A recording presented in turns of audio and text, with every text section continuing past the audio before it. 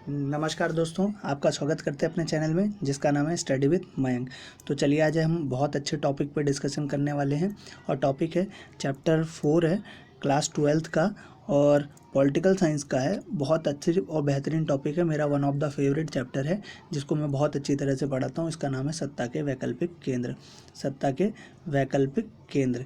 तो जानते हैं सत्ता के वैकल्पिक केंद्र क्या हो सकते हैं और इसको कैसे हम देख सकते हैं। तो सत्ता के वैकल्पिक केंद्र में हम जब आगे बढ़ेंगे तो हमको ये समझ में आएगा किस प्रकार अमेरिका को साथ मिलकर देशों ने अपना विकास करने की सोची और किस प्रकार अमेरिका ने उनका सहयोग किया, कैसे कैसे नई संस्थाएं बनी और उन संस्थाओं ने क्या क्या किया। तो चलिए आज ही चैप्टर के ऊपर डिस्कशन करते हैं। अगर वीडियो अच्छी लगती हो तो लाइक ज़रूर कीजिएगा और फ्रेंड को शेयर कीजिए और चैनल सब्सक्राइब ज़रूर कीजिए यार, क्योंकि सब्सक्राइब करने से मुझे मोटिवेशन मिलेगा, क्योंकि आप लोग मुझे सपोर्ट कर रहे हैं और सपोर्ट जैसे ही होगा ना मैं और बेहतरीन तरीके से वीडियो बनाने की कोशिश करूँगा। तो चलिए मैं आपको उस पढ़ाने की कोशिश करता हूँ, टाइम वेस्ट कम करते हुए पढ़ाने की।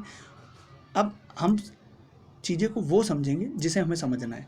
जैसे दो ध्रुवीय व्यवस्था टूटने के बाद, ठीक है, दो ध्रुवीय व्यवस्था टूटने के बाद अमेरिका विश्व की राजनीति में आया, सबको पता है। और अमेरिका ने क्या किया, जिस हद तक अपने आप को उसने बढ़ाया किसी और देश के बस की बात नहीं थी, लेकिन उसके एवज में हमेशा अमेरिका बना रहे तो ऐसा ठीक नहीं है ना। तो उसके एवज में यूरोपियन संघ और दक्षिण पूर्वी एशियाई आसियान के संगठन का बनाना जरूरी था, आसियान के संगठनों का बनना जरूरी था। ठीक है, कमजोरी का क्षेत्रीय क्षेत्र में अलग अलग भूमिकाएं रहने लगी और इन भूमिकाओं को हम समझने के लिए चैप्टर की डिटेल में जाकर पढ़ते हैं। चलिए आगे बढ़ते हैं।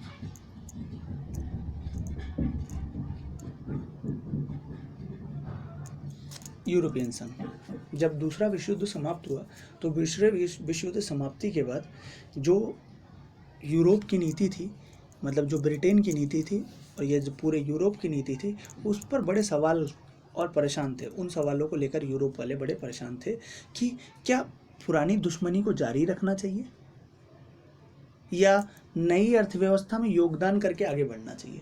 इस पर वो लोग का विचार चल रहा था। अचानक से क्या हुआ, विश्व व्यवस्था में जब वो आए 1945 के बाद यूरोपीय देश ने अर्थव्यवस्था की बर्बादी तो झेली ही, अर्थव्यवस्था एकदम चरमरा गई उनकी और उस मान्यताओं की व्यवस्था को ध्वस्त होते भी देख लिया जिन पर यूरोप खड़ा था। और वो जो मान्यताएं थी ना यूरोप में, जो पुरानी अर्थव्यवस्था, पूंजीवादी अर्थव्यवस्था को लेकर चलना, ये करना वो करना, ऐसा करना, साम्राज्यवादी नीति को लगाना, तो वो सब व्यवस्थाएं यहाँ ध्वस्त हो गई। अब ध्वस्त हो गई तो यूरोप ने क्या किया, इन ध्वस्त व्यवस्थाओं को सुलझाने की कोशिश की। तो 1945 के बाद यूरोप ने सभी देशों के साथ मेल मिलाप से और शीत युद्ध में मदद मिली। इस मेल मिलाप में कैसे मदद मिली, देखिए शीत युद्ध दो खेमे में बटा, एक यूएसए और एक यूएसएसआर।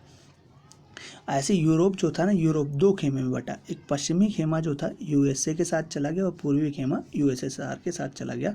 लेकिन 1991 में ना टूटने के बाद, यूएसएसआर के विघटन होने के बाद भी खेमे वापस आने लगे और सहयोग करने लगे, लेकिन सारे देश आपस में सहयोग करने लगे। सहयोग करने के बाद क्या हुआ, उस सहयोग से अमेरिका ने मदद दी उन्हें ताकि उनकी अर्थव्यवस्था का पुनर्गठन हो सके। जब अमेरिका ने मदद दी तो उसी मदद को मार्शल योजना के नाम से जाना जाता है और वही मार्शल योजना ने अमेरिका के नाटो की भी स्थापना की, सामूहिक व्यवस्था बनाई थी, नाटो की स्थापना की। 1948 में आर्थिक सहयोग संगठन की स्थापना हुई। आर्थिक सहयोग संगठन, ईयू नहीं, ईयू का आर्थिक सहयोग संगठन बनाया गया, जहां पर क्या किया जा सकता है, जितने भी यूरोपियन देश थे उनके आर्थिक रूप से उनको संगठित किया जा सकता था। 1948 में यह स्थापना की गई।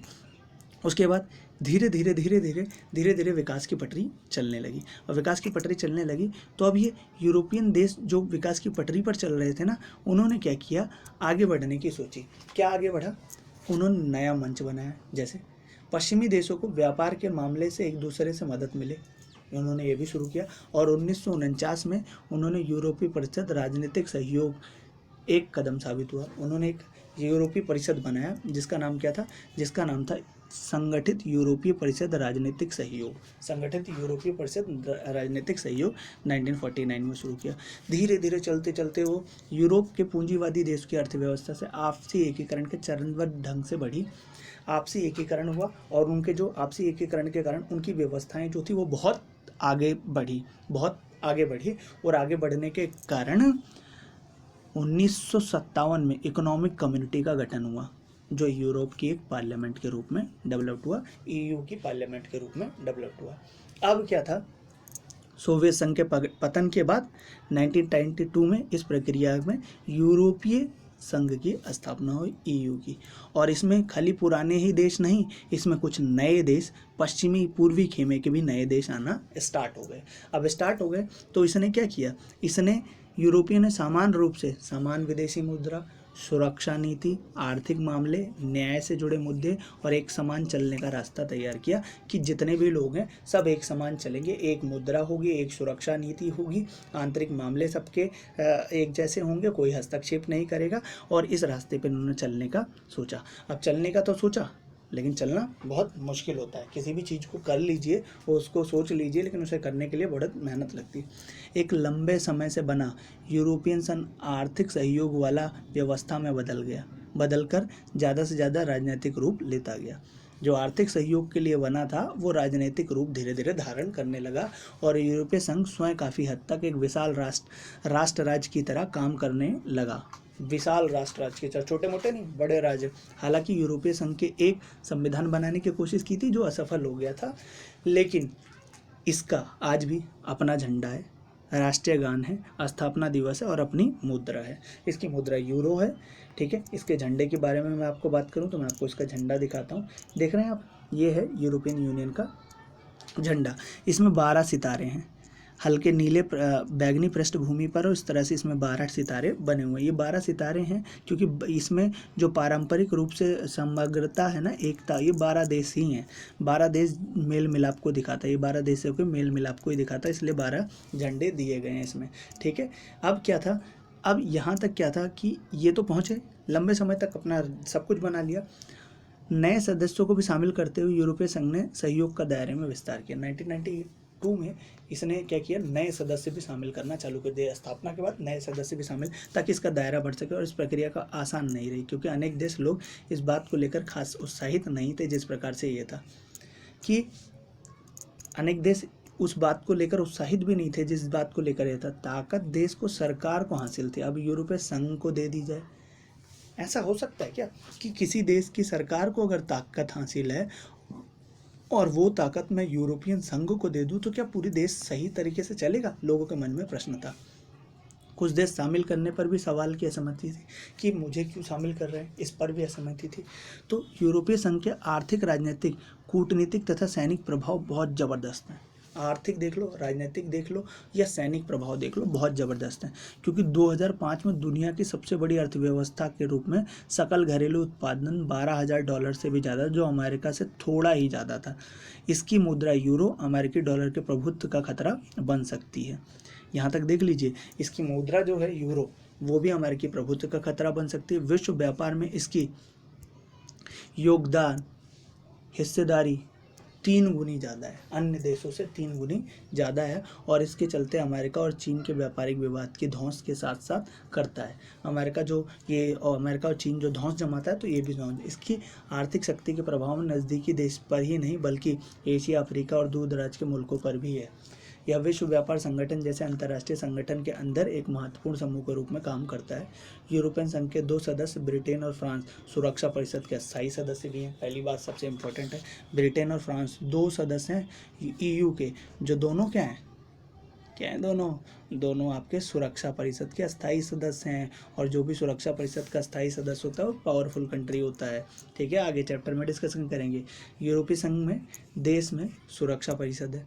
यूरोपीय संघ की कोई और देश की सुरक्षा परिषद भी है। यूरोपीय संघ के अस्थायी रूप से सदस्य शामिल हैं। इसके चलते यूरोपीय संघ अमेरिकी समेत सभी मुल्कों की नीतियों से प्रभावित करता है। ईरान के परमाणु कार्यक्रम से संबंधित अमेरिकी नीति का हाल ही के दिनों में प्रभावित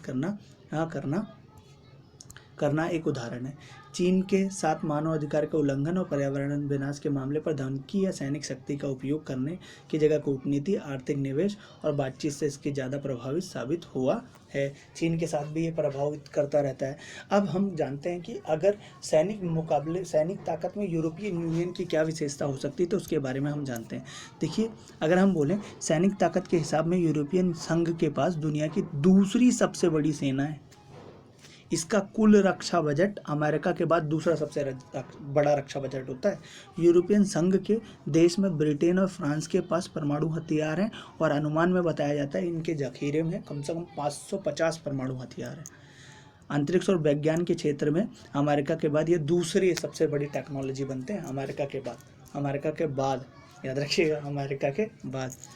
अधिराष्ट्रीय संगठन के तौर पर यूरोपीय संघ आर्थिक, राजनीतिक और सामाजिक मामले में दखल देने में सक्षम है, लेकिन अनेक मामले में इसके सदस्य देशों की अपनी विदेश और रक्षा नीति है, जो कई बार देश के खिलाफ भी होती है। यही कारण है कि इराक और अमेरिका के हमले में ब्रिटेन के प्रधानमंत्री टोनी ब्लेयर तो उसके साथ थे, लेकिन जर्मनी और फ्रांस के हमले के खिलाफ थे। देखा गया था कि यही कारण था कि इराक के हमले में ब्रिटेन के प्रधानमंत्री टोनी ब्लेयर तो साथ थे, परंतु जर्मनी और फ्रांस के खिलाफ थे। उसके इराक के तो साथ थे, लेकिन जर्मनी, क्योंकि विचारधाराएं सबकी एक जैसी नहीं मिलती। यूरोप के कुछ हिस्सों में यूरो लागू करने पे भी कार्यक्रम पे काफ़ी नाराज़गी है कि हर हिस्से में यूरो लागू हो, ये भी नाराज़गी है। इसीलिए ब्रिटेन के पूर्व प्रधानमंत्री मार्गरेट थैचर ने ब्रिटेन यूरोपीय बाजार को अलग रखा। डेनमार्क और स्वीडन ने मैस्ट्रिड संधि के साझी यूरोपीय मुद्रा यूरो को मानने का प्रतिरोध किया। इससे विदेशी और सुरक्षा मामले में काम यूरोपीय संघ की क्षमता सीमित हुई। यूरोपियन संघ की क्षमता जो थी वो सीमित हुई। अब उसके साथ ही क्या था, जब यूरोपियन संघ की क्षमता सीमित हुई तो क्षमता क्यों सीमित हुई? क्षमता इसीलिए सीमित हुई क्योंकि जो देश ने वादा किया था वो वादा पूरा नहीं हुआ। सभी ने यूरो नहीं माना, मुद्दों पर अलग खड़े हो जाते थे। इसी के कारण पता है, हमारे आपको पता होना चाहिए, रिसेंटली का न्यूज़ है, ब्रिटेन जो है वो EU से एग्जिट हो गया। ब्रिटेन एग्जिट, ठीक है, ब्रिटेन एग्जिट कहा जाता है इसे, ब्रेग्जिट कहा जाता है, इसीलिए क्या कहा जाता है, ब्रेग्जिट का मतलब होता है कि ब्रिटेन EU से एग्जिट कर चुका है। अब EU से एग्जिट करने का कारण क्या था ब्रिटेन से EU का एग्जिट करने का कारण यही था कि ब्रिटेन की जो नीतियाँ थी वो अन्य देशों की नीतियों से मेल नहीं खा रही थी। ब्रिटेन की जो विचारधारा थी वो अन्य देशों की विचारधारा से मेल नहीं खा रही। तो इस प्रकार हमने जाना कि EU किस प्रकार से एक संगठन बन चुका है। EU के स्थापना देश में संख्या 12 है। EU का झंडा है, राष्ट्रीय गान है, यूरो मुद्रा है उसकी, ठीक है। अन्य देश भी EU में शामिल हुए। EU की स्थापना 1992 में हुई। सोवियत संघ के विघटन के बाद मार्शल योजना के तहत EU आर्थिक सहयोग संगठन का गठन हुआ था। अगर ये सारा समझ में आया हो और आपको वीडियो अच्छी लगी हो, प्लीज़ लाइक कीजिएगा, शेयर करिए और सब्सक्राइब कीजिए। धन्यवाद।